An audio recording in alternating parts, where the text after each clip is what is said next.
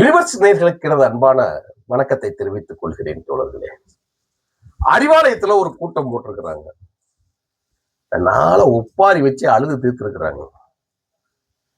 மு.க. ஸ்டாலின் முகம் சிவக்க, அப்படியே கண்ணீர் மல்க, நிறுத்தி நிதானமாக பேசிக்கிட்டு வந்திருக்கிறார். அவர் தீர்மானங்கள் பயங்கரமா போட்டிருக்கிறாங்க. எக்கச்சக்கமான தீர்மானங்கள் போட்டிருக்கிறாங்க. அதுதான் இன்னைக்கு முக்கியமானது. ஆனால் திருந்த வேண்டியது யார் என்று சொன்னால் திமுகவின் தலைமைதான் திருந்தணும். திமுகவின் தலைமைதான் மாற வேண்டும். நீங்கள் உங்களுடைய சொத்து பிரச்சனைகளை நீங்கள் எப்படி வேண்டுமானாலும் மாற்றிக்கொள்ளுங்கள். ஆனால் உங்களுடைய நிலைப்பாட்டை மாற்றுவது இன்னும் கீழ்நிலையில் இருப்பவர்களையும் இந்த கட்சிக்கு உழைத்தவர்கள் மீதும் நீங்கள் பழிகளை போடுவதை விட்டுவிட்டு நீங்கள் செய்த தவறுகளை திருத்திக் கொள்ள வேண்டும். மு.க. ஸ்டாலின், உங்களைத்தான் நான் சொல்றேன், நீங்க செல்ற தவறுகளை திருத்திக்க. அது ரொம்ப முக்கியமானது. இவங்க தீர்மானம் போட்டிருக்காங்க. தீர்மானத்தை பார்த்தாலே இருக்கு. ஒரு முக்கியமான இதை சொல்றேன். திராவிட முன்னேற்ற கழகம் பேரறிஞர் அண்ணா அவர்களால் உருவாக்கப்பட்டு கலைஞர் அவர்களால் வளர்க்கப்பட்ட இந்த இயக்கம் இன்னும் 100 ஆண்டுகள் நிலைக்கும் அப்படின்னு சொல்லியிருக்கேன் இல்லையா? இந்த 100 ஆண்டுகள்ல நிலைக்கும். அது நிலைக்கும். ஏன்னா கம்பெனிகள் 100 கணக்குல இருக்கும். அதுல நல்ல கம்பெனி நிற்கும். ஏன்னா கம்பெனிக்கு பொருளாதாரம் தான் முக்கியம். இந்த மண்ணை, இந்த மக்களை, இந்த நாட்டின் பதவிகளை அலங்கரிப்பதற்கு மக்கள் உங்களை அழைக்கவே இல்லையே, உங்களை வேறு விட்டார்களே அப்படிங்கிறது ஏன் அப்படிங்கிறத நீங்க புரிக்கணும். அதை குறித்து பேசாமல், அதை புரிந்து கொண்டு பேசாமல், ஏதோ ஜென்சி கூட்டத்திற்கு மாற்றம் தருகிறேன் என்கின்ற வகையில் அழுது புலம்பியிருக்காரு. என்ன சொல்லியிருக்காரு தோழர்களே? கழகம் தலைவர் கலைஞர் வரிகளை நீங்கள் மறந்திருக்க மாட்டீர்கள் சொல்றார். கலைஞரின் வரிகளை நீங்கள் மறந்திருக்க மாட்டீர்கள். ஆமா, யாருமே மறக்க மாட்டாங்க. சாதாரண மறக்கிற முகமா அது? அப்படியெல்லாம் மறக்க மாட்டோம். உங்களை மனசுல வச்சுக்கிட்டே இருப்பாங்க, வச்சு செய்வாங்க உங்களை. என்ன சொல்றாரா? இந்த கருணாநிதியின் வாழ்வு முடிந்தாலும் திராவிட முன்னேற்ற கழகத்தின் வாழ்வு முடியாது. அதன் அமைப்பு முறை காப்பாற்றும். ஒண்ணுமே காப்பாற்ற வேண்டாமே, நீங்க நல்லா தான் காப்பாத்துவீங்க. கட்சியத்தாயா நீங்க காப்பாத்துவீங்க? உங்க கட்சியத்தான் நீங்க காப்பாத்துவீங்க. காப்பாத்துற இடத்தில் உங்கள் அறிவாலயம் யார் பெயரில் இருக்கிறது? முரசொலி யார் பெயரில் இருக்கிறது? கட்சியில் நிர்வாக பொறுப்பில் யார் இருக்கிறார்கள்? நேற்று கருணாநிதி, இன்றைக்கு கருணாநிதியின் மகன் ஸ்டாலின், நாளை ஸ்டாலினின் மகன் உதயநிதி. அதுக்கு இன்ப நிதி, அதுக்கு ஒரு தீர்மானம், அதுக்கு 100 ஆண்டு காலம் வாழும். இருக்கத்தாயா ஜியம். உங்க குடும்பம் உங்கள இருக்கத்தானே செய்வீங்க. திராவிட முன்னேற்ற கழகத்தை துவங்கிய பேரறிஞர் அண்ணா அவர்கள் துவக்கியதற்கான நோக்கமும் காரணமும் தேவையும் இந்த மண்ணுக்கும் நாட்டுக்கும் இருந்தது. அதற்காகவே அன்றைய இளைஞர்கள், சுதந்திர போராட்டத்திற்கு போராடிய இளைஞர்கள் அத்தனை பேரும் தன்னுடைய முழு உழைப்பையும் கொடுத்து தன்னையே ஆகுதியாக்கி திராவிட இயக்கத்தை வளர்த்தவர்களின் ரத்தத்தை சூறையாடிய கருணாநிதியின் கொட்டத்தை அடக்குவதற்குத்தான் புரட்சி தலைவர் எம்ஜிஆர் அவர்கள் வந்தார் என்கிறது தான் உண்மை. அவன் கையில ஆட்சியை கொடுத்து 2 ஆண்டுகள் தான் ஆகிறது. பேரறிஞர் அண்ணா அவர்கள் மறைந்து 2 ஆண்டுகள் தான். யார் உன்னை கொண்டு வந்தார்களோ அவர்களையே நீ அறுத்து விட்டாயே. தூக்கிட்டு நெடுஞ்செழியனை எங்கே? மதியழகனை எங்கே? ராஜாராம் எங்கே? கேட்டுக்கிட்டே போகலாம். நாஞ்சில் மனோகரன் எங்கே? கேட்டுக்கொண்டே போகலாம்.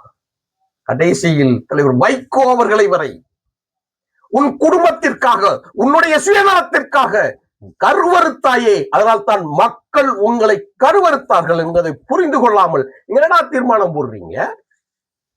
65 வயதிற்கு மேல், 60 வயதுகளுக்கு மேல் மாவட்ட செயலாளர்கள் இருக்கக்கூடாது. ரைட்டு போட்டிருக்காங்க. சொல்றேன் பாருங்க. அது போக இன்னொன்னு சொல்லியிருக்கிறாங்க. ஒன்றிய செயலாளர்களுக்கும் நகர செயலாளர்களுக்கும் வயது வரம்பு இவங்க நியமிச்சிருக்கிறாங்க. ரொம்ப சுவாரஸ்யமா இருக்கும். அதெல்லாம் பாத்தீங்கன்னா, நான் கேட்கிறேன் ஒரே கேள்வி, நீங்க எல்லாருக்கும் நேரம் குறிச்சிட்டீங்க இல்லையா? உங்களுக்கு நீங்க குறிச்சிருக்கீங்களான்னு நீங்க பாக்கணும்ல. அது ரொம்ப முக்கியம் இல்லையா?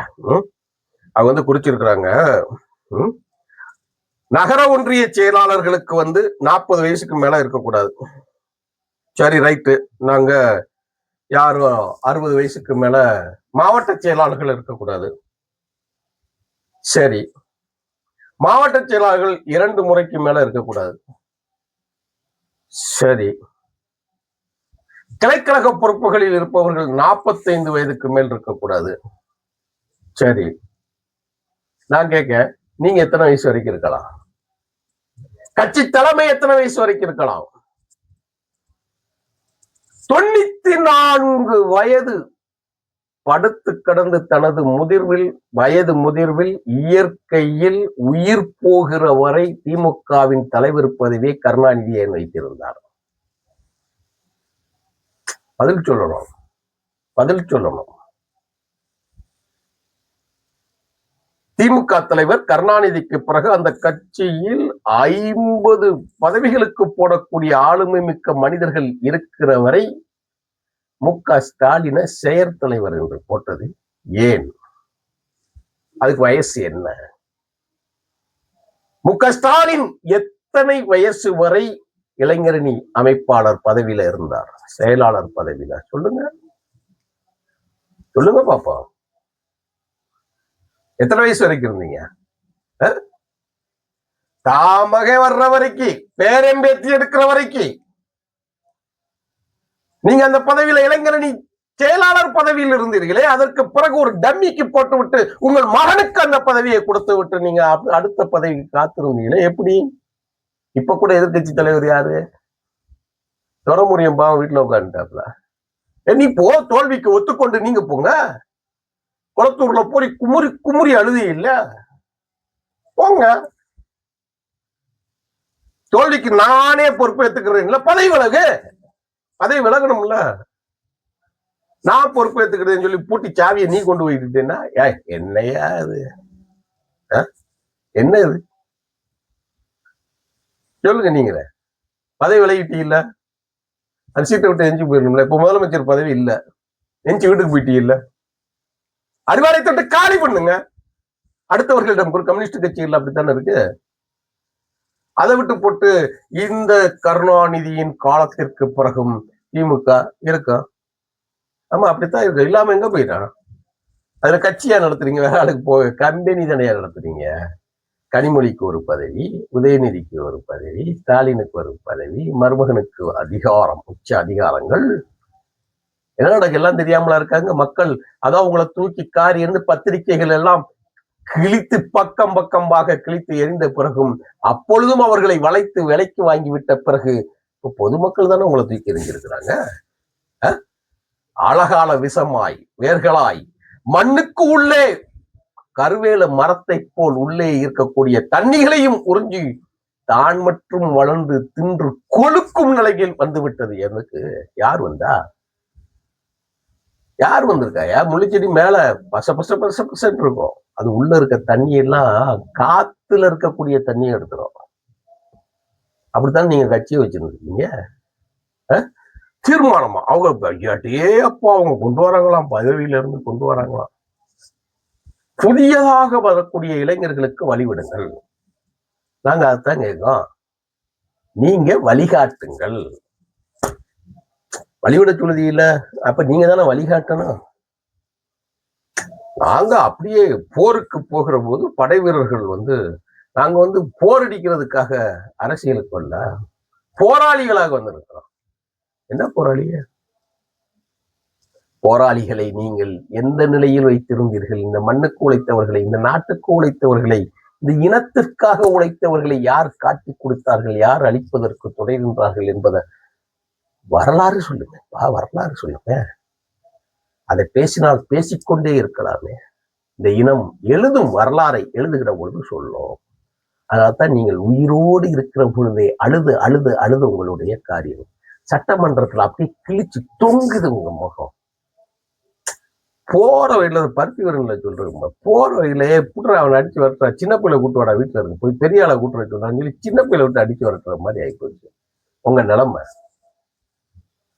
நீங்க திருத்த வேண்டியது மக்களை அல்ல, நீங்கள் தலைமையில இருக்கிறவங்க. நீங்க திருந்திக்கணும். அத்தனை பேர் பேசாம உட்கார்ந்துருக்கோம்.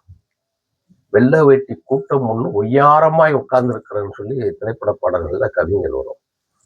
அதுல யார் இருந்தா, அது யார் தலைமையில? தங்கம் தென்னரசு தலைமையில 2 தொகுதிகளுக்கு ஒரு மாவட்ட செயலாளர், அமைப்பே இல்லாத கட்சிகள் ஜெயிச்சிருச்சு. வலிக்குதா? எங்களை எதிர்க்க யாருமே இல்லையா? அப்ப இப்ப வரைக்கும் நீங்க டமியா கோபால், அங்கோபால், பொய்யா கோபால் நீங்க எல்லாம் நடத்துனது. நீங்கள் எப்படி காவல்துறையை நீங்கள் கையில் வைத்து வந்தீர்கள்? நீங்கள் எப்படி தாலுகா அலுவலகங்கள்ல இருந்து ஆர்ஐயிலிருந்து விஏ வரைக்கும் நாங்க காவல்துறைகளுக்கும் சேர்த்து நாங்கள் கட்சிக்காரர்களை அனுமதிக்கவில்லை சொன்னீல்ல. நீ கட்சிக்கு தேர்தலுக்கு முதல் மாதம் கூட முன்னாள் முதலமைச்சராக இருந்த ஓபிஎஸ் அவர்களை கட்சியில் சேர்த்து புனிதப்படுத்தினீர்களே. ஏய், என்னதாப்பா உங்களுக்கு என்னதாப்பா பிரச்சனை? இன்னைக்கு பதவியில் இருக்கிற எல்லாத்தையும் எடுத்து பாருங்க. மேற்று கட்சியில இருந்து வந்தவங்க இவங்க திமுகவுக்கு புதிய ரத்தம் பாய்ச்சுறாங்களா? ரத்தம் கேட்கவே நரகலாக இருக்கிறது. நாஞ்சில் சம்பத்துக்கு பேசணும் இல்லையா? அப்படித்தான் இருக்குது. இவங்க வேற யாரையும் திருத்த வேண்டாம், நீங்க திருந்துங்கய்யா. உங்களுடைய மனம் திருந்தட்டும். வேதனையில நீங்க துடிக்காதீங்க, அடுத்தவங்க மேல பழி போடாதீங்க, திருந்துங்க. மக்களை நீங்கள் எந்த இடத்தில் வைத்திருந்தீர்களோ அந்த இடத்தில் தான் உங்களை மக்கள் வைத்திருக்கிறார்கள். கட்சியை மட்டும் காப்பாத்துங்க. பெட்டிய கொஞ்சம் சாவியை பத்திரமா வச்சுக்கோங்க இல்லையா? பெற்றாதீங்க வெளியில. சரியா? உங்களை நாடு பார்த்து கொண்டிருக்கிறது, ஊர் சிரித்து கொண்டிருக்கிறது. இது காலத்திற்கு நிற்கும். நீங்கள் திருந்தாத வரை நீங்கள் எத்தனை தீர்மானங்கள் போற்றினாலும் எத்தனை பேரை மாற்றினாலும் மக்கள் உங்களை மாற்றிக்கொண்டேதான் இருப்பார்கள். நீங்கள் மற்றவர்களை ஏமாற்றினால் மக்கள் உங்களை ஏமாற்றுவார்கள். போடுங்க போடுங்க தீர்மானம், போடுங்க. பறக்கட்டும். பேப்பர் விற்பனை நல்லா இருக்கும். நன்றி, வணக்கம் தோழர்களே.